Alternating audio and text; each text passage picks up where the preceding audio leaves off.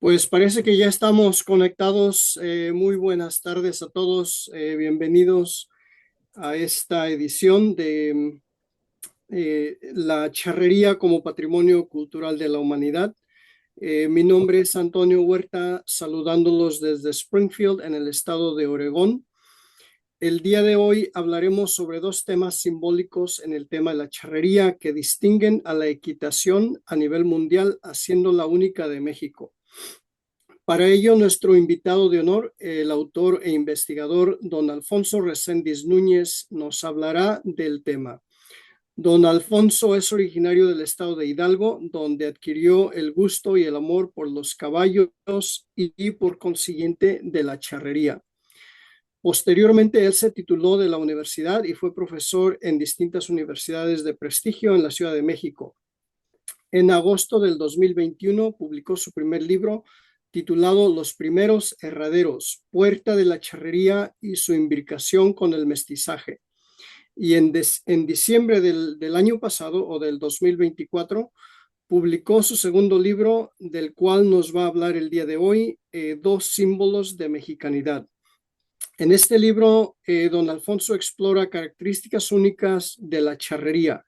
Actualmente, don Alfonso se dedica a dar pláticas sobre la charrería y talleres de charrería para todos los interesados.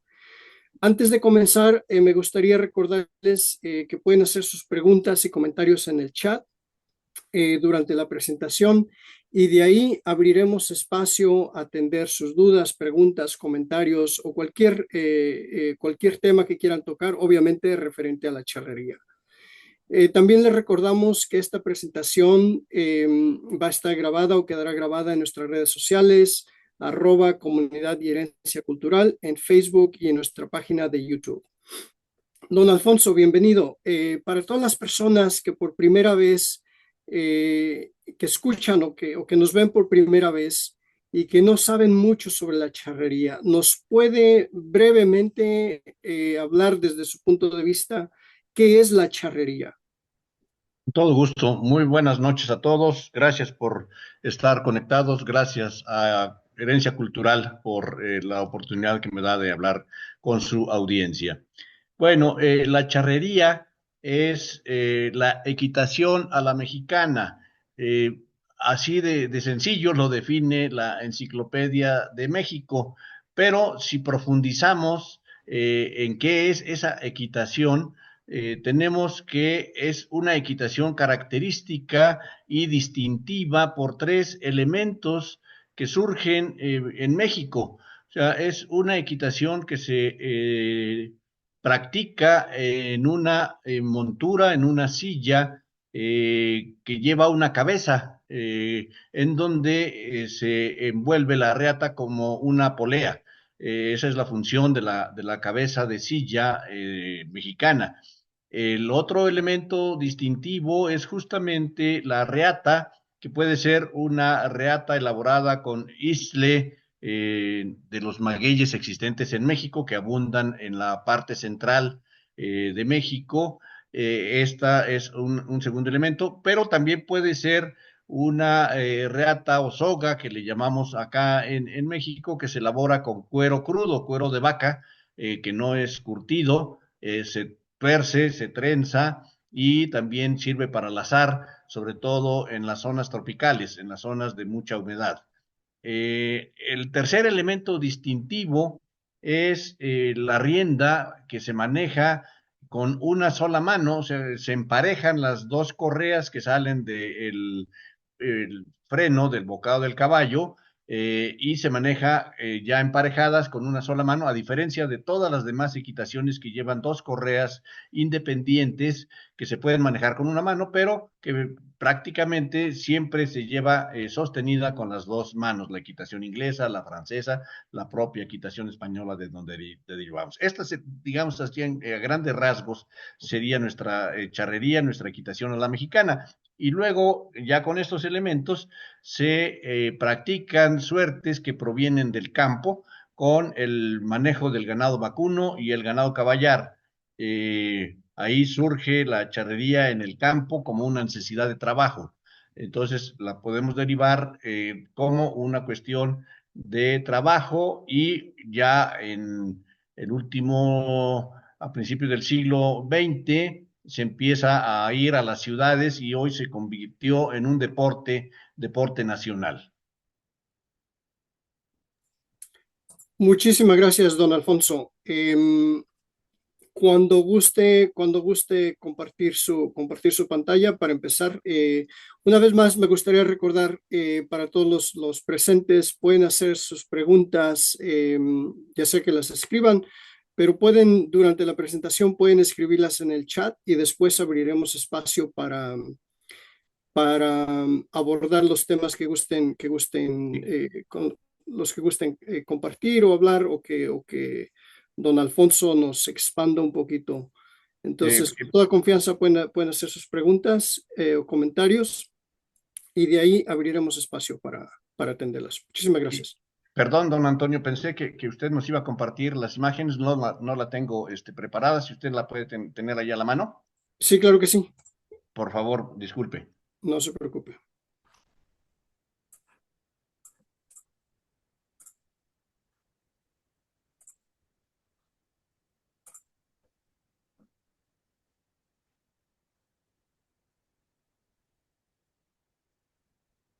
Pues ahí está el título de la plática y el título de esta segunda publicación que me ha hecho el favor de apoyar la Secretaría de Cultura del Estado de Querétaro.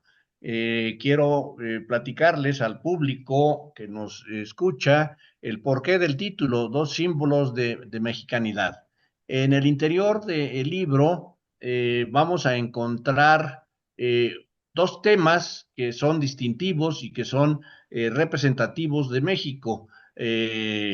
Por un lado, el nacimiento de esta equitación a la mexicana que estaba yo refiriendo anteriormente, el nacimiento de esta equitación, para lo cual me permití hacer un ensayo, tipo ensayo científico, riguroso, de todos los autores que habían escrito sobre el nacimiento de la charrería, empezando desde don Domingo Revilla, que escribió por ahí de los años 40 del siglo XIX, en 1943 aproximadamente. Fue el primero que escribe sobre los charros y el nacimiento de la suerte de colear. Quiero ser muy preciso que este señor escribió sobre el nacimiento de la suerte de colear, y a partir de ahí muchos de los autores que le siguieron hacen referencia exclusivamente al arte de colear como nacimiento de la charrería. Sin embargo, no presentan mayores evidencias, no presentan un argumento comprobable, definitivo, ni de fechas, ni de elementos del por qué el dicho de que nace la suerte de colear. Él sostuvo que era en los llanos de Apan, le sigue don Domingo Revilla, que también dice que es ahí, el Marqués de Guadalupe, que dice que nace en las haciendas, pero nace a raíz del trabajo de los españoles. Vienen otros autores que dicen que es Toluca. Hubo quien se atrevió a decir que podría haber sido Puebla, y los últimos autores refieren que es en los Altos de Jalisco, en donde nace la charrería, pero todos ellos, insisto, sin presentar ninguna prueba contundente del porqué de ese dicho. Hay un autor de origen jalisciense, que es justamente nativo de la zona de los Altos de Jalisco, que dice que por qué no los autores que habían escrito sobre esto se les ocurría que debió haber sido la charrería de la periferia hacia el centro y no del centro a la periferia. Y bueno, pues yo le digo a este señor, don José María Muría, a quien respeto mucho como escritor, como académico de la lengua en México, que bueno, la historia, por fortuna, no es de ocurrencias, sino de demostración de hechos que hayan sucedido en un momento y en un lugar determinado. Ese es el primer tema que abordamos en el libro. Y el segundo tema es el origen del traje del charro mexicano, origen que algunas personas se lo atribuían al archiduque Maximiliano. yo a través de una investigación documental, histórica y de imágenes, demuestro que no es así, que por fortuna el traje de charro es producto mexicano y es producto de la evolución social. Entonces, esos son los dos temas que vamos a encontrar en el interior del libro y de ahí el título de este, ¿verdad? Entonces, si gusta, pasamos a la primera imagen, hacia el interior, para hablar de el origen y el nacimiento de la charrería. Hay unos dibujos que están elaborados en el convento de Tepeapulco, Hidalgo. El convento de Tepeapulco, para quienes no lo ubican, es exactamente el convento en donde el padre Fray Bernardino de Sahagún escribió o reunió, digamos, mejor dicho, reunió a los viejos mexicas, habitantes de la ciudad de Tenochtitlán, de Texcoco y de Tlatelolco, para que escribieran la versión de la conquista española. Entonces, este convento de Tepeapulco es ahí y por lo tanto cobra mayor relevancia porque en las paredes del convento, cuando se quiso hacer alguna remodelación y obras de mantenimiento, se raspan las paredes que estaban cubiertas de yeso y otros materiales de este aplanado de los muros, se encuentran con que hay unos dibujos tallados seguramente con alguna punta de obsidiana o con alguna púa de maguey o algún elemento punzocortante, y los indígenas elaboraron estos dibujos ahí. Entonces, esta primera imagen que tenemos ahí es altamente representativa porque vemos a un jinete al fondo, un jinete que está portando un sombrero que no es el típico sombrero español. Debo decir que estos dibujos los fueron descubiertos por un arqueólogo y un antropólogo en el convento de Tepeapulco en el año 2005, más o menos, 2006, que estaban haciendo las obras, pero los fecharon que habían sido elaborados en el último cuarto del siglo XVI, o sea, están elaborados entre 1570 y 1580. Esta es la fecha de datación que pusieron las personas del INA que los descubrieron. Entonces, si nos ubicamos en aquella época de 1570, pues este jinete que está aquí al fondo, que seguramente está pastoreando, aquí parece ser una res, acá están unos caballos, ¿verdad? Pues parece ser que no porta el sombrero típico español de la época. Si recordamos los libros de historia, las fotografías de los virreyes, etcétera, pues este no es el sombrero típico español, es un sombrero de origen mexicano. No podría yo asegurar que es un sombrero de charro, pero bueno, por lo pronto no es un sombrero típico español. Pasamos a la siguiente. Ahí está el sombrero típico español, ¿verdad? Es un jinete que está en su caballo con una gualdrapa o anquera en el caballo, ¿verdad? Y seguramente está representando algún personaje de la jerarquía española. Podría ser, aunque no hay la certeza de que así fuera, podría ser el propio virrey Luis de Velasco, que para esa temporada era el virrey de la Nueva España. Don Luis de Velasco era muy aficionado a los caballos, muy aficionado a los toros, y hay registros históricos en las actas de Cabildo de la Ciudad de México y en los documentos del Archivo General de la Nación que él presenció y participó en uno de los herraderos que se llevaron a cabo en Tepeapulco. Entonces, bueno, pues es muy probable que los indígenas refieran esta imagen ahí en el pueblo de Tepeapulco, ¿verdad? Entonces, ese es el sombrero típico español, que es completamente diferente al que veíamos en la imagen anterior, ¿sí? La que sigue, por favor. Esta otra imagen, desde mi particular punto de vista, resulta ser muy significativa. Los mexicas, la filosofía mexica, la manera de ver el mundo y la persona de los mexicas, el corazón era el yo, era el ser, era incluso los filósofos que han estudiado la filosofía náhuatl lo refieren como el alma misma del personaje.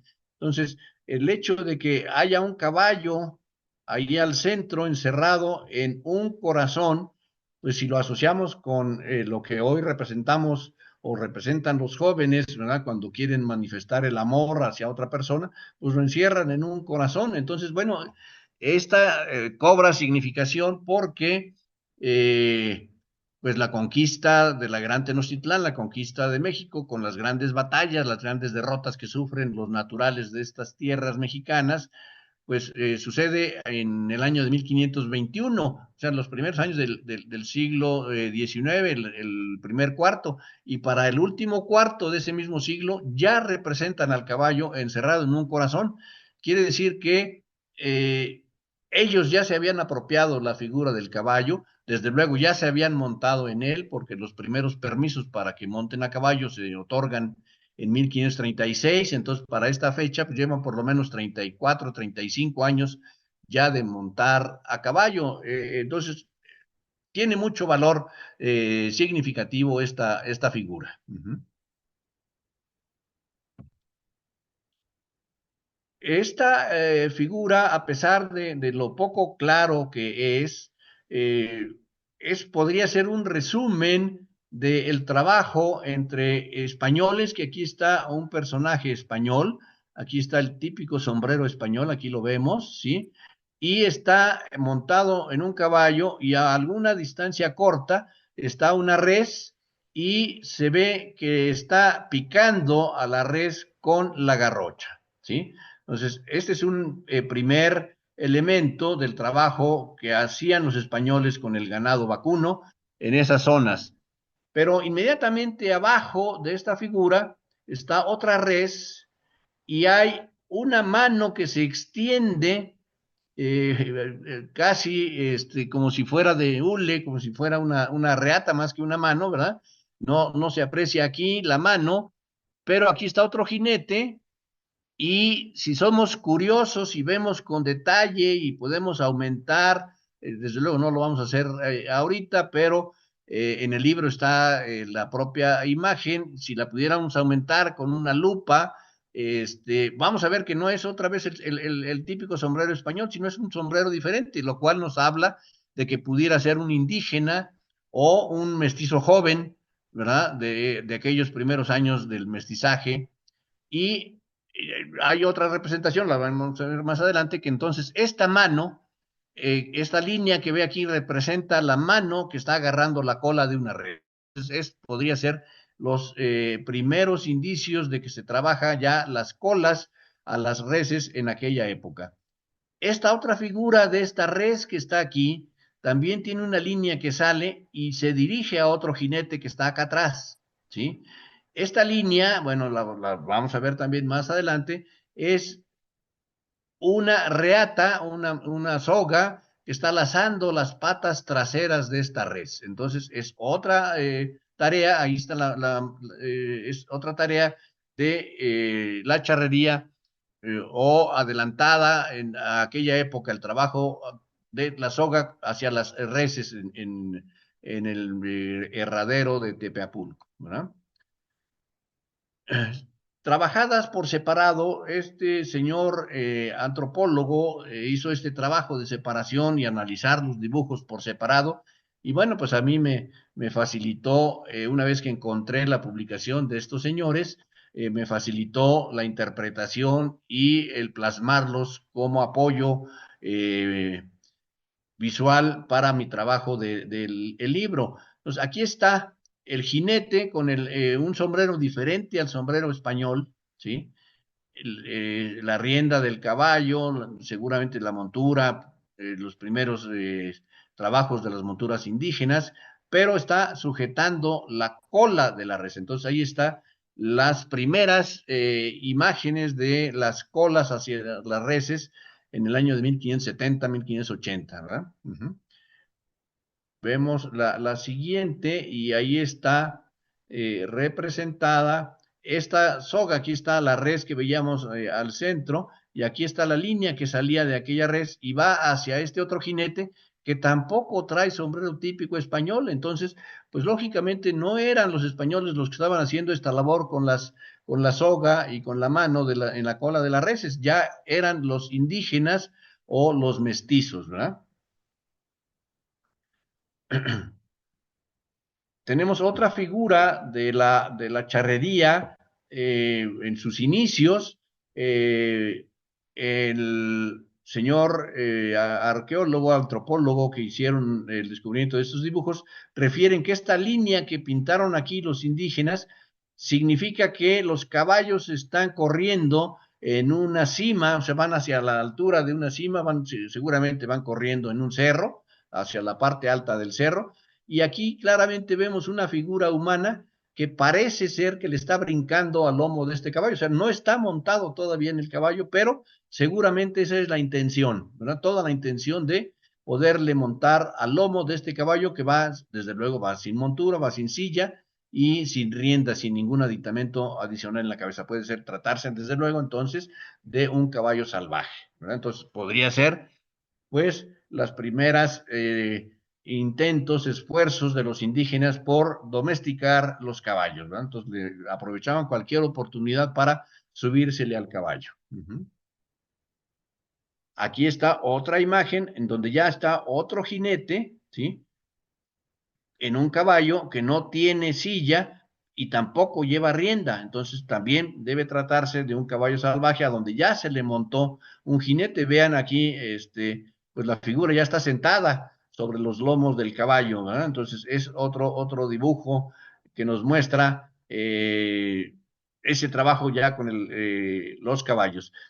Aquí hay dos símbolos que quiero resaltar: el sol, ¿sí? Y la luna, ¿sí? Quiere decir que estas labores, según los arqueólogos, antropólogos que trabajaron esto, que estas labores las hacían los indígenas ya cuando estaba el sol a punto de meterse, pero empezaba a aparecer la luna. Entonces, seguramente trabajaban así para descontrolar a los caballos, ¿no? Agarrarlos un poquito desprevenidos cuando estaban durmiendo, ya cuando estaban acercándose a los aguajes, en fin, no sé, todo esto que podemos encontrar las personas que nos hemos dedicado al trabajo con el ganado en el campo, pues a la hora ya del crepúsculo es cuando los animales bajan al agua, se ven más tranquilos y es cuando uno los puede agarrar por sorpresa, ¿verdad? Ya sea para atraparlos, para montarlos, etcétera, ¿no? Entonces aquí está el sol y la luna representados en esta imagen.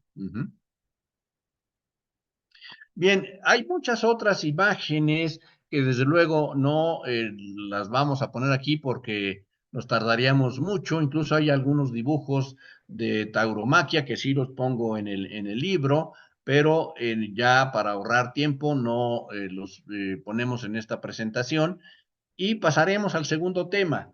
El segundo tema que nos habla de la versión romántica, diríamos, de que Maximiliano, el archiduque Maximiliano, que fue emperador de México entre 1864 y 1865, 67, perdón, después de la intervención francesa, con un movimiento muy convulsionado en México. Un grupo de conservadores va a Francia, invita al archiduque Maximiliano delante de Napoleón Bonaparte a que venga el príncipe austriaco a gobernar estas tierras. Entonces, este grupo trajo a Maximiliano y hay la versión de que este personaje modificó el traje de charro. Aquí está una pintura de Maximiliano en donde lo vemos con el pantalón ajustado, con ya la botonadura cerrado el pantalón hasta el botín. Pero quienes habían escrito esa versión de que había sido Maximiliano, pues no habían revisado la historia con todo rigor, porque aquí con toda intención puse la pintura de este otro personaje que es don Ignacio Comonfort. Don Ignacio Comonfort fue presidente de la República en 1840 y después diputado al Congreso en el 42 y presidente de la Suprema Corte de Justicia en el 43, etc. Ocupó varios cargos públicos, fue una figura importante de la época de la Guerra de Reforma en México. Y vean cómo ya también porta el pantalón de charro con botonadura, no con mancuernas como las podemos ver en el traje de Maximiliano, sino con una hilera de botones, ¿sí? Pero está el pantalón cerrado hasta el zapato, ¿sí? Lo vemos claramente que es un pantalón que parece no ser de gamuza, ¿sí? Seguramente es ya de una tela, podría ser casimir o paño, ¿sí? Igualmente su chaquetilla. Entonces, quienes elaboraron la versión de que había sido Maximiliano, decía que todos los rancheros y los chinacos se vestían de gamuza. Bueno, pues aquí está esta imagen que nos demuestra que no todos se vestían de gamuza, que ya había el uso de las telas finas en la vestimenta de los charros, ¿verdad? Ambos personajes portan los vaquerillos en las monturas, una seña de elegancia, de distinción, pero también como elemento protector de la montura y de las reatas que se portaban abajo de estos elementos, ¿verdad? Vemos la siguiente.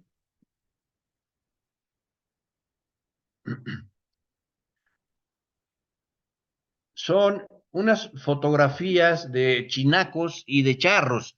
La primera que está a la izquierda, eh, bueno, les quiero mencionar como breviario cultural que esta fotografía fue tomada con un daguerrotipo. El daguerrotipo se inventó en París, en Francia, en el año de 1839, más o menos en marzo del 39 se inventa esta máquina para tomar imágenes y llega a México el primer daguerrotipo en diciembre de ese mismo año del 39. Ese mismo año de 1839 es cuando España reconoce la independencia de México y entonces empieza a haber relaciones diplomáticas entre los dos países. El título de esta fotografía no se ve aquí, eh, por desgracia, pero se llama Dos símbolos de hermandad. Y bueno, es curioso porque está representando un español, ¿sí? Y a un charro mexicano.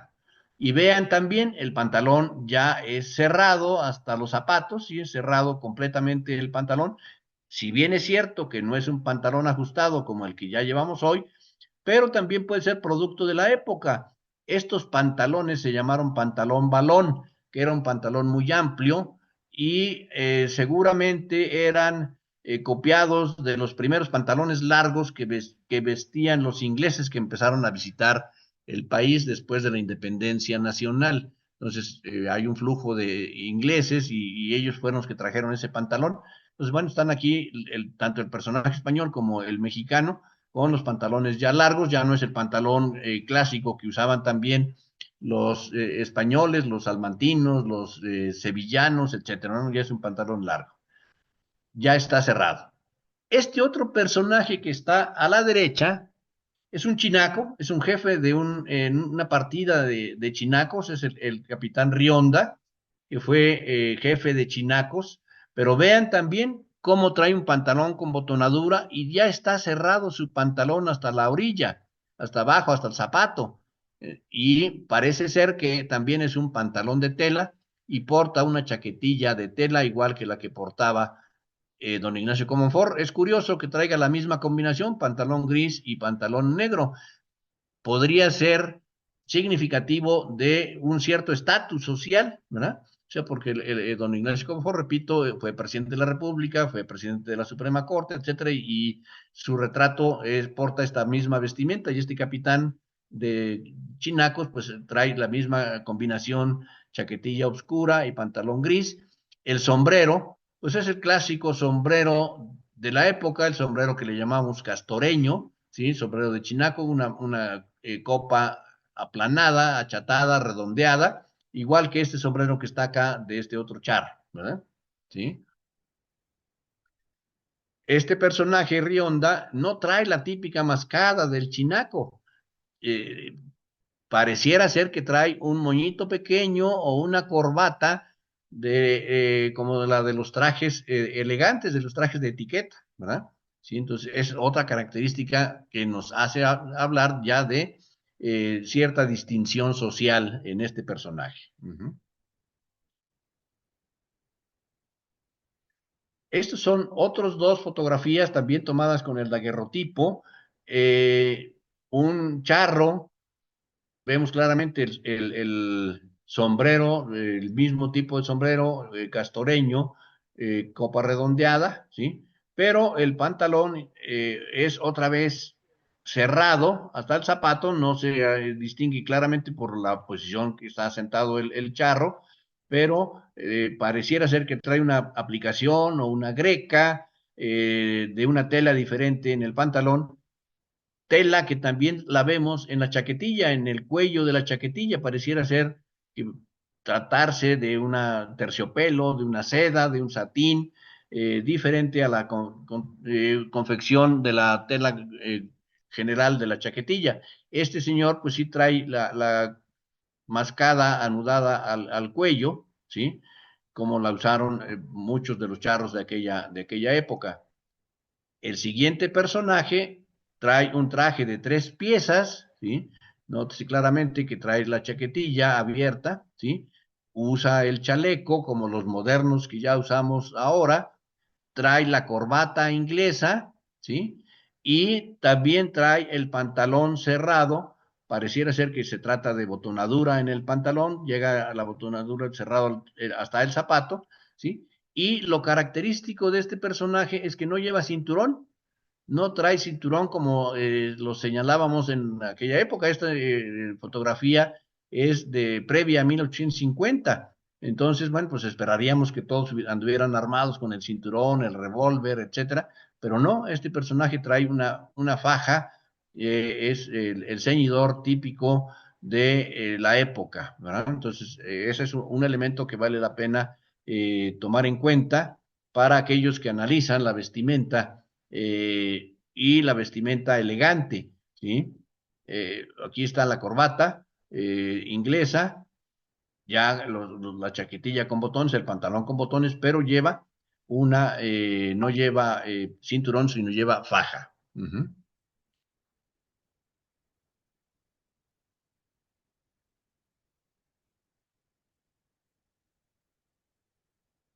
Ya es creo que la última, ¿verdad, don Antonio? Sí, don Alfonso, esa es la última diapositiva. Ok, perfecto. Bueno, en el libro se contienen otras imágenes, pero bueno, para poder dar oportunidad de que el público participe, si quieren alguna pregunta, que se profundice en algún tema. Bueno, se me pasó, perdón, se me pasó en la primera parte del nacimiento de la charrería. Yo sí aporto fechas, perdón, por la omisión. Es algo muy importante. Estos elementos distintivos que yo decía al principio de la equitación a la mexicana, que son los que distinguen a la charrería de todas las equitaciones del mundo, bueno, encuentro que la reata elaborada con el istle de los magueyes naturales de esta tierra se elabora en 1538. Hay un documento resguardado dentro de las actas de Cabildo de la Ciudad de México, en donde los indígenas del Valle del Mezquital le piden autorización al virrey Antonio de Mendoza en el año de 1538, ¿sí?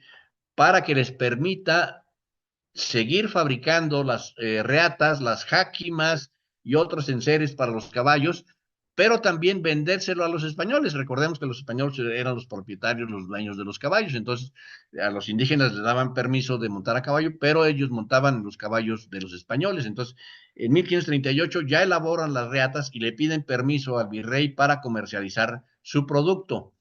Después viene el segundo virrey, don Luis de Velasco, en el año de 1550, y él participa en uno de los herraderos de Tepeapulco, y ahí mismo los indígenas le piden permiso para que se modifique la montura española y crear una montura mexicana. Recordemos por ahí quienes hemos leído algún libro de historia de la charrería, que a don Luis de Velasco se le atribuía el privilegio de haber hecho la modificación de la silla española y crear la silla mexicana. Bueno, pues está ahora ya documentado y demostrado que son los propios indígenas que participan en el herradero de Tepepulco quienes le piden autorización a este virrey para modificar la silla. Y hay en los documentos que ya para el año de 1555 empiezan a aparecer las primeras monturas con cabeza de silla. Entonces, ahí está ese segundo elemento, 1555, y en esa misma fecha le piden autorización para también modificar la rienda y ya la rienda aparece ya emparejada para manejarse con una sola mano en el propio año del 52. ¿Sí? Entonces ahí están las fechas que podemos decir claramente nos marcan el nacimiento de la charrería o equitación a la mexicana. Pues ahora sí, estoy a sus órdenes para cualquier duda, pregunta, comentario que quieran hacer. Excelente, muchísimas gracias, don Alfonso. Parece que hay algunos comentarios, los voy a leer y si usted quiere hablar un poquito más del tema, adelante. Todo gusto. Alfredo nos comenta, en Tepeapulco hay una plaza de toros junto a la iglesia. Es correcto, ¿sí? Es una plaza de toros que pudiera ser, si no la primera que se construyó en la Nueva España, puede haber sido una de las primeras. Está pegada al convento, incluso tiene una cuestión muy chistosa. El confesionario tiene una ventanita que da justamente a uno de los burladeros de la Plaza de Toros. Seguramente el torero se confesaba ahí ante los propios frailes franciscanos de ese convento de Tepeapulco. Sí, es correcta esa apreciación. De ahí otro mensaje. Saludos desde Oaxaca, gracias por estas conferencias y felicitar al licenciado Reséndiz por su esfuerzo y dedicación para investigar y publicar sus hallazgos. Muchas gracias. Quizás, don Alfonso, para expandir un poquito en esto, quizás nos puede hablar o nos puede compartir. Por ejemplo, pienso que siempre hay un momento o algún personaje que nos inspira nos inspiran, nos motivan en cierta dirección. No sé si usted quisiera compartir algo de algún momento, algún personaje que lo inspiró, que lo motivó a seguir un poquito este camino de la charrería y quizás dentro de la charrería, cómo decide escribir, eh, investigar o escribir sobre la charrería. Ujú.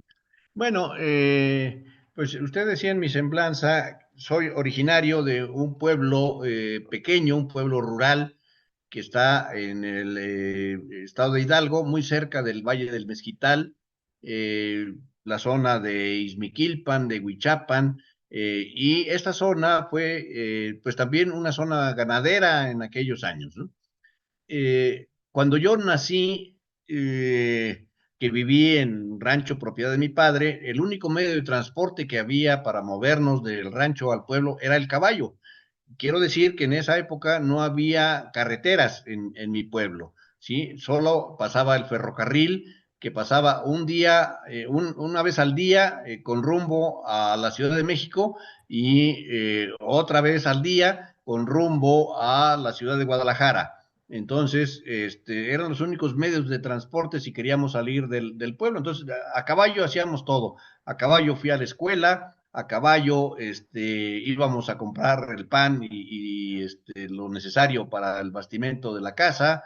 A caballo hacíamos el trabajo porque había que ir a buscar las vacas, los toros, los bueyes para la labor, etcétera, ¿no? Entonces, pues era un medio de transporte y un medio de trabajo. Entonces yo me desarrollo en ese ambiente en mis primeros años, después, bueno, lo dejo un poco porque me voy a estudiar a la Ciudad de México, pero ahí ya estando estudiando en la Ciudad de México, empiezan a caer a mis manos los primeros libros y los primeros artículos de historia de la charrería, aquellos artículos que se publicaban en las revistas de México Charro o de Charrería Mexicana, en donde nos hablaban de la historia de la charrería, pero por desgracia esas lecturas me dejaban más dudas e inquietudes que certezas. Por ejemplo, algo que me motivó muchísimo para escribir es la versión de que a los indígenas se les había prohibido el uso del caballo por más de un siglo. El primer permiso para montar a caballo a los indígenas se había dado en 1619, o sea, exactamente 100 años después de que los caballos llegan a estas tierras. Entonces yo decía, a ver, cómo unos cuantos españoles pueden controlar hatos de ganado que ya en las crónicas del padre Motolinía o el propio padre de las casas, etcétera, libros de historia ya más serios, hablaban de que el ganado se multiplicaba a gran velocidad en estas tierras. Entonces yo decía, bueno, pues a ver, si los primeros españoles eran unos cuantos, ¿verdad? Estamos hablando de los que se dedicaban a la ganadería para esas épocas, podrían ser 50 familias, 100 familias, por más miembros de la familia que tuvieran, 6, 8 miembros, no podían controlar los hatos de ganado, ¿verdad? Entonces, eso me plantea una gran inquietud y me da mucha motivación para empezar a investigar. Bueno, quiero decir que empiezo a investigar cuando decido ya retirarme del trabajo formal, del trabajo de las universidades, obtengo una pensión que me permite pues ya garantizar la comida, el sustento diario, ¿verdad? Entonces ahora ya me dedico a tiempo completo a hacer la investigación. Fue muy grato para mí empezar a descubrir que había una gran cantidad de documentos en el Archivo General de la Nación que pues no habían sido revisados con la óptica de la charrería. Seguramente han sido revisados con otros fines, con fines de la historia de la ganadería, con fines de la historia general de México, en fin, qué sé yo, pero que no nadie los había revisado con la óptica de la charrería. Entonces empiezo a encontrar estos documentos, los primeros permisos para que se monten a caballo, las ordenanzas de la Mesta del virrey Antonio de Mendoza en el año de 1536. Pues para mí eso fue muy, muy grato y créanme que ya a partir de esos primeros hallazgos, no fueron de inmediato, desde luego, fueron después de algunos meses ya de estar trabajando, pero en cuanto empiezo a descubrir esto, pues ya las horas se me hacían muy chiquitas. Yo me podía pasar el día completo, la jornada completa, desde las 9 de la mañana que me abrían el archivo, casi casi era el primero en llegar ahí, este, llevaba una torta en la mochila, me salía al mediodía a comerme la torta ahí en uno de los jardines del propio archivo, en los pasillos, y regresaba a seguir trabajando hasta las 5 de la tarde que me cerraban. Tomaba muchas notas en mi libreta y regresaba en la noche a ordenarlas y a empezar a poner esto en claro, etcétera, ¿no? Entonces, eso es lo que me motivó y créame que ya después de casi 7 años de estar en esta labor, creo que todavía hay mucho por hacer, hay mucho por investigar y que no se me ha acabado el ánimo ni el entusiasmo por seguir escribiendo. Y bueno, pues mientras haya alguien que esté interesado en escuchar lo que yo platico de esto, pues yo voy a seguir investigando y voy a seguir escribiendo. Muchísimas gracias, don Alfonso. Cuando estaba hablando que se iba a la biblioteca en cuanto abrían, se llevaba su lonche. En aquel tiempo no se llevaba su pulque también para la cena. No me dejaban meter el pulque ahí al Archivo No, General de la ¿verdad? Nación, tenía que Eh, conformarme con una Coca-Cola. don Alfonso, una preguntita más aquí de Héctor. ¿Por qué se da la orden de marcar ganado por el Cabildo de la Ciudad de México? Con todo gusto, claro. Bueno, el ganado se empieza a multiplicar y bueno, se ponen muchas estancias en torno a la Ciudad de México y recordemos que los sembradíos pues eran también así, se les asignaban las tierras a los indígenas para que sembraran sus parcelas, sus cultivos para el sustento familiar, y el ganado empieza a hacer daño en los cultivos, y bueno, los indígenas se quejan ante el cabildo de que el ganado se comía el maíz, se comía pues las pequeñas hortalizas que tenían, ¿verdad? Y entonces el cabildo da la orden de que se guarde el ganado. Entonces empiezan a contratar indígenas para que los cuiden, que no les permitan entrar. Pero bueno, seguramente algunos toros medios bravos, en fin, no respetaban a los indígenas que andaban a pie. Pues, se da una primera orden de que se empiecen a acercar los sembradíos de los indígenas, que haya cercas que protejan los sembradíos, pero también resulta insuficiente. La siguiente disposición del cabildo es que se pondrá una multa al propietario del ganado que haga daño a los sembradíos de los indígenas. Pero resulta que el ganado no se puede identificar, porque, bueno, ¿cómo identifico la vaca prieta? Que podrían ser 500 vacas prietas de distintos propietarios, ¿verdad? Entonces ahí el cabildo da la orden de que se ponga marca a el ganado para poder aplicar las sanciones. Esos hierros marcadores tienen que ser registrados ante el cabildo y en mi libro de los primeros herraderos, ahí pongo cerca de 120 hierros marcadores de ganado que fueron registrados en el Cabildo de la Ciudad de México entre los años de 1529 y 1534. Uh-huh. Muchísimas gracias. Un comentario aquí por parte de nuestra colega Jessica de Eugene Arte Latino. Muchas gracias, don Alfonso, por esta valiosa presentación. Su trabajo nos permite comprender con mayor profundidad la importancia histórica y cultural de la charrería y el traje de charro como símbolos de la identidad mexicana. Agradezco su dedicación y compromiso con nosotros. Jessica Zapata, preguntas. Pregunta número 1. ¿Qué papel juegan las nuevas generaciones en la preservación de esta tradición? ¿Y cómo cree que puede mantenerse viva en contextos urbanos o fuera de México? Bueno, Pregunta número 2. ¿Dónde se sí. puede conseguir o comprar su libro Dos símbolos de mexicanidad? ¿Está disponible en librerías físicas o en línea? Pero bueno, la primera pregunta, ¿qué papel juegan las nuevas generaciones en la preservación de esta tradición? ¿Y cómo cree que puede mantenerse viva en contextos urbanos o fuera de México? Muy bien. Bueno, la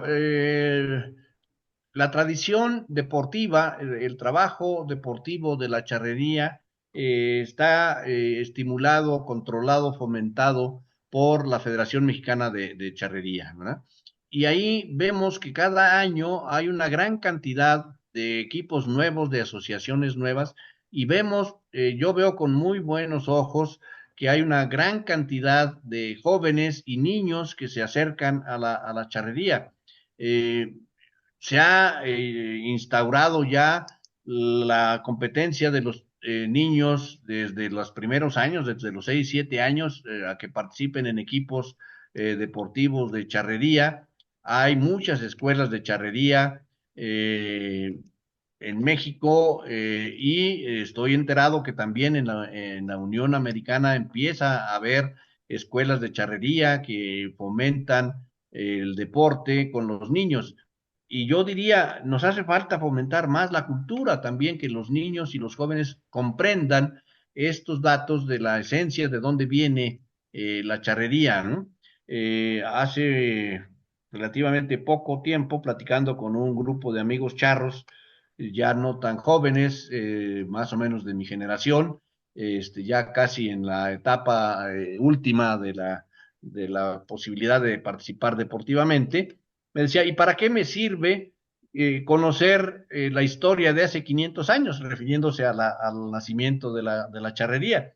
Bueno, pues les digo, justamente para que no te cuenten que la charrería se inventó ayer, ¿verdad?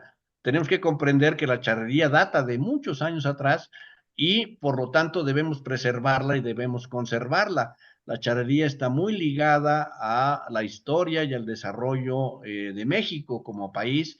La construcción de este país pues, se hace a caballo, ¿no? O sea, en los siglos XVI, XVII, XVIII, XIX y parte, una buena parte del XX, se hace a caballo todo los recorridos, el transporte de las mercancías, el transporte de personas, la plata, la minería, los productos agrícolas, etcétera, pues se hacía a caballo o con mulas y burros, ¿no? Entonces, pues es importante que conozcamos todos estos datos, ¿no?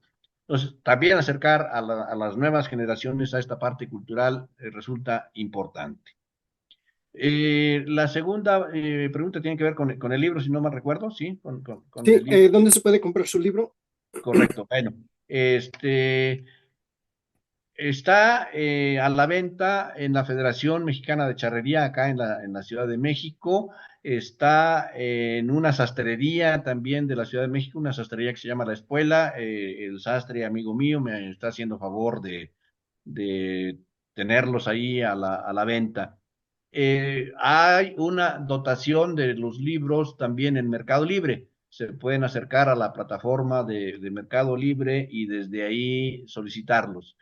eh, no sé si sea abuso de confianza, abuso, pues podrían acercarse tal vez con don Antonio Huerta solicitar para que los que residen en la Unión Americana, en alguna remesa de un paquete de 5 o 10 libros, etcétera, pudiera salir más económico, porque a veces cuando se trata de transportarlos fuera del país sale más caro el envío que el propio libro, ¿verdad? Sí, sí, definitivamente para todos, si hay alguien interesado, especialmente acá en Estados Unidos, que quisiera el libro, em, como decimos en el rancho, sin vergüenza, nos pueden mandar un mensaje y con mucho gusto podemos ordenar algunos. Nosotros tenemos la intención de ordenar algunos, entonces podríamos sumarlos. Si hay alguien interesado, podemos pedirle a don Alfonso que nos los envíe y ya se los hacemos llegar desde acá. Muchas gracias, don Antonio. Claro que sí. Tenemos un comentario o pregunta más por parte de Arturo. Actualmente vemos que hay gamuzas teñidas en distintos colores, en diferentes colores. Mi pregunta al licenciado Reséndiz es si tiene conocimiento a partir de cuándo se empieza a teñir la gamuza y cuáles serían los materiales que se usaron. Bueno, yo encuentro gamuzas teñidas desde el siglo XIX. No soy especialista y confieso no he metido parte de la investigación a ver esos temas de el teñido, de los materiales. Eh, Hay un libro maravilloso que se escribió en Europa por una fundación francesa y un escritor mexicano. Hay una persona que se dedicó a recorrer todos los museos de Europa y fue recopilando una serie de piezas a base de fotografías, de imágenes, de piezas mexicanas. Entonces, yo tuve oportunidad de accesar a un ejemplar de esa publicación y hay una buena cantidad de prendas mexicanas. Por ejemplo, hay chaquetillas bordadas en seda, hay cueras mexicanas, de las típicas cueras que se usaron en la época de la intervención francesa, o cueras tamaulipecas, o sea, para diferenciarlo, la cuera de la zona del altiplano era una cuera larga que casi llegaba hasta los tobillos, ¿no? Este, solo se abotonaba en el cuello, pero tenía mangas, y hay algunas cueras de esas bordadas en seda teñidas en rojo. Entonces, no sé con qué material estén teñidas, pero sí esas cueras son del siglo XIX. Entonces, pues ya ahí está la evidencia. Hay muchas otras figuras. Hay trajes completos, hay alguna colección de sombreros también de los siglos XVIII, XIX en diferentes museos de Europa, ¿no? Muchísimas gracias, don Alfonso. Una pregunta más o comentario de Alfredo. ¿El término de charro cuándo se empieza a usar? ¿Era solo para hacendados? El término charro aparece a finales del siglo XVIII. La primera referencia histórica es una obra teatral, que se estrenó en la ciudad de Puebla de Los Ángeles, pero no se refería a los hacendados, sino se refería a los que hacían el trabajo en las haciendas, que podrían haber sido los vaqueros o los rancheros. El término rancho y ranchero aparece ya desde principios del siglo XVIII. Pues a lo largo de todo el siglo XVIII ya se les llamaba rancheros a los que hacían el trabajo con el ganado, los que montaban a caballo, los que se empiezan a distinguir para vestirse de cierta manera, ¿no? Entonces, el término charro aparece a finales del siglo XVIII, y es referido a quienes hacen el trabajo con el ganado. Muchísimas gracias, don Alfonso. Parece que no hay más comentarios o preguntas. Si alguien más tiene algún comentario, pregunta o duda que quisiera que don Alfonso abordara con toda confianza. Si no, antes de cerrar, don Alfonso, desde su punto de vista, por ejemplo, vemos ahorita, ¿no? El tema de la charrería tenemos, o de federación, tenemos nuevo presidente, nueva administración. Desde su punto de vista, ¿qué retos y oportunidades cree que tenemos para esta administración nueva? Y en general, ¿no? Sobre la charrería. Uh-huh. Bueno, pues hay una gran preocupación por el tema del maltrato animal, ¿sí? En México es un tema que ha estado apareciendo recurrentemente. El grupo de los llamados animalistas, de los llamados protectores de los derechos de los animales, han estado insistiendo que los charros también maltratamos a los animales, refiriéndose a los caballos o a los toros que usamos para la charrería. Eh, la Ciudad de México ha prohibido la tauromaquia, ya de manera formal. Apareció un decreto que se aprobó por el Congreso de la Ciudad de México, impulsado por la gobernadora de la Ciudad de México, para prohibir la tauromaquia. Y hay voces que mencionan que también la charrería estará en esa misma tesitura. Eh, yo creo que esa es una gran labor que tiene que desarrollar la federación, particularmente el consejo directivo, nuestro presidente actual de la federación, para cabildear mucho con los diputados, tanto locales como federales, para ir demostrando que no hacemos maltrato a los animales. Pero también los charros tenemos mucho que hacer, que aprender. Eh, Debemos entender que la garrocha de toques no es necesaria para la charrería, ¿sí? La copiamos del manejo del ganado de los cowboys americanos, pero la hemos llevado a nuestros lienzos y hoy es un espectáculo que todo mundo está atento. eh, lo puede grabarse muy fácilmente con cualquier dispositivo móvil. Hoy hasta los chiquillos de 10, 11 años traen un teléfono celular que graba y que están conectados a las redes sociales, etc. Entonces, no se ha acabado la charreada, ya el video puede estar circulando. Entonces, los charros debemos entender también a trabajar el ganado, debemos recuperar los principios de la charrería para el trabajo ganado y debemos cuidarlo, debemos, si bien hay que colearlo y se derriba, si bien las manganas se laza y se derriba, si bien la terna se laza el toro y se derriba, bueno, que se haga con el mayor cuidado posible para que el animal no resulte afectado, no resulte dañado. El charro tiene que aprender a manejar la soga y cómo jalar al toro para que no se lastime, a la yegua, cómo jalarla en las manganas, etcétera. Entonces, hay una labor muy ardua, muy importante que tenemos que hacer. Yo he platicado con charros, tanto jóvenes como ya adultos, para incidir en estos temas, ¿no? O sea, olvidémonos del maltrato a las yeguas que tenemos en los lienzos para práctica, pues alimentémoslas bien, tengámosles su agua fresca, sus corrales limpios, etcétera, porque pues el acceso público es inmediato y nos podemos estar arriesgando a que nos ventanen, como se dice coloquialmente, ¿verdad? Muchísimas gracias, don Alfonso. Por aquí alguien nos pregunta un correo para contactarlo o red social. Obviamente tengo su correo. ¿Está bien si lo compartimos o Adelante, quiere? adelante, sí. Ok, lo voy a compartir acá en el chat para los interesados. De ahí Arturo hace un comentario: animalistas y políticos oportunistas pueden ocasionar un serio problema a nuestro deporte. Hoy se abrogan el título de animalistas, pero pues sí, yo pregunto realmente a estos animalistas qué tanto saben de los animales, ¿no? ¿Saben realmente el cariño, el amor, el cuidado que le tiene el charro a su caballo? O sea, yo creo que no hay una persona, todos los que nos dedicamos a la equitación, pero bueno, estamos hablando de charrería y particularmente el charro, entonces pues está muy preocupado por su caballo.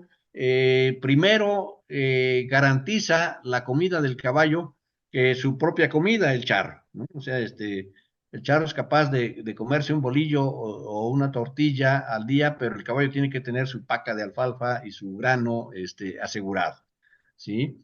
El transporte del caballo, hoy tenemos remolques con muchísima comodidad, los caballos viajan verdaderamente muy cómodos en los remolques.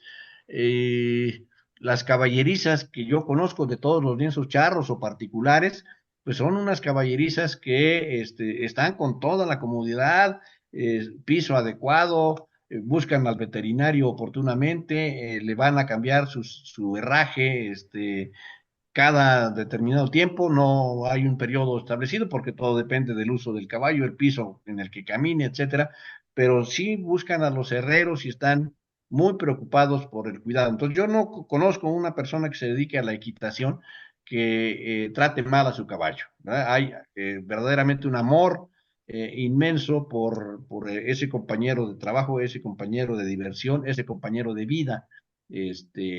Entonces, hay más maltrato, por ejemplo, y lo voy a decir con todas sus letras y que me disculpen los amantes de los perros, pero hay más maltrato en un perro huskies o de estos de la raza Alaska, un perro que se desarrolla en un ambiente de nevada, de altas, muy bajas temperaturas, ¿sí? Y lo traemos a la Ciudad de México, a la Ciudad de Querétaro, a la ciudad de Guadalajara, que son climas casi tropicales, ¿no? Con temperaturas arriba de 40 grados, cuando el perro está, su ambiente natural es a temperaturas abajo de cero. Hay más maltrato animal en ellos. ¿Y por qué no nos fijamos ahí? ¿Por qué no inculcamos a que ese señor pues regrese a su hábitat natural a esos perros, ¿no? Y así, por hablar de esa raza, podemos hablar de muchas otras. Este, los perros paseándolos en carreola. No estamos desnaturalizando verdaderamente al perro cuando lo estamos paseando en una carreola y nos preocupamos porque al caballo lo hacemos que me lleve de paseo. Pues por favor, ubiquémonos en la realidad, ¿no? Muchísimas gracias, don Alfonso. Sí, por ahí miré un comentario en redes sociales de unos vecinos. Le preguntaban: vecina, vecino, están muy flacos, ¿qué pasó? Decía: oh, sí, vecinos, que compramos caballos, primero les damos de comer a los caballos que comer nosotros. Claro, claro. Y creo que es típico. Un comentario de nuestro colega Enrique: ¿cuáles fueron los orígenes del moño charro? ¿Y hay alguna regla con respecto al color que se puede utilizar? Bueno, los orígenes del moño charro.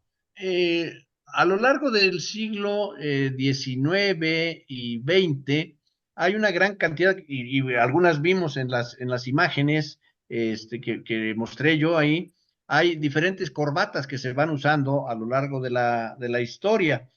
Y en algún momento aparece el moño charro por ahí de mediados del siglo XIX, perdura, pero luego se mete también la mascada, luego el pañuelo anudado al cuello, luego aparecen unas corbatitas hechas de cerda de los caballos, aparecen unas corbatas hechas de gamuza como si fueran tientos de la montura. Hay, en fin, una gran variedad de corbatas que se van presentando en la evolución del traje de charro. La federación, en aquel entonces, Federación Nacional de Charros, reglamenta que para competir, para entrar a una competencia, la corbata tiene que ser el moño charro, el moño de mariposa, con puntas colgantes, etcétera, ¿no? Pero es específico, es el reglamento de competencias, es solamente para eventos deportivos. Yo puedo usar cualquier otro tipo de corbata en un evento fuera de la charreada, ¿verdad? Entonces, y no estoy fuera de la charrería, hay que distinguir claramente entre lo que es una charreada, que es la competencia charra en el lienzo, y la charrería que incluye todos los eventos sociales o culturales que hacemos vestidos de charro, ¿verdad? Ah, bueno, los colores. Se estipula también en el reglamento que están prohibidos los colores pastel, o sea, el azul muy tenue, el rosa, el amarillo, muy claro o muy subido, están prohibidos. El morado debe estar prohibido en los moños charros. Hay también una fuerte tendencia a usar esos colores hoy en los moños. Yo he visto a muchos charros, y no digo nombres para no balconear a nadie, pero incluso en representantes ante el Consejo Directivo de la Federación, cuando yo he tenido oportunidad de estar por ahí, que estuve recientemente para presentar el mismo libro, pues sí, les decía así en confianza, tete a tete, ¿no? Cerca a uno, oye, ese tipo de moño, ese color del moño, no lo debes usar. Pues tú eres el representante, eres una figura institucional, y eres además visto por muchos jóvenes, entonces, pues enseñémosles las cosas adecuadamente, ¿no? Pero, pues sí, hay ahora con la libertad en el vestir, también queremos hacer esa libertad en los charros, y pues yo creo que tenemos que respetarla. Excelente, muchísimas gracias, don Alfonso. Un último comentario aquí de nuestro amigo Javier Pizarro desde Oaxaca. Arriba, Oaxaca. Muy bien. Muchísimas gracias, Javier, por sintonizarnos. Pues si no, parece que así concluimos el día de hoy. Muchísimas gracias a todos por sintonizarnos. Nosotros somos Comunidad Herencia Cultural y nuestro equipo incluye al equipo del día de hoy, Alejandro Guzmán, en el apoyo técnico. Alejandro siempre está por ahí muy quieto, pero viendo que todo marche bien. A Jessica Zapata en la coordinación y Antonio Huerta, su servidor, en la dirección. Los invitamos a que nos sigan en redes sociales. Estamos en Facebook, Instagram y YouTube como Comunidad y Herencia Cultural. También pueden visitar nuestra página web a www.nochecultural.com para mantenerse al tanto de nuestras actividades. Muchísimas gracias por sintonizarnos el día de hoy y los vemos en la próxima. Muchísimas gracias, don Alfonso. Cuídense mucho, Gracias que a lo usted, don pasen Antonio, bien. estoy a sus Y órdenes. Gracias a todos. claro que sí. Ya por ahí nos coordinamos para el tema de los libros. Sí, pienso que sería bueno ordenar varios. Por aquí nuestro colega Arturo parece que está interesado, entonces ya nos coordinamos. Correcto, con todo gusto. Usted me dice, claro que sí. Buenas noches. Buenas noches, cuídense mucho, hasta luego. Hasta luego.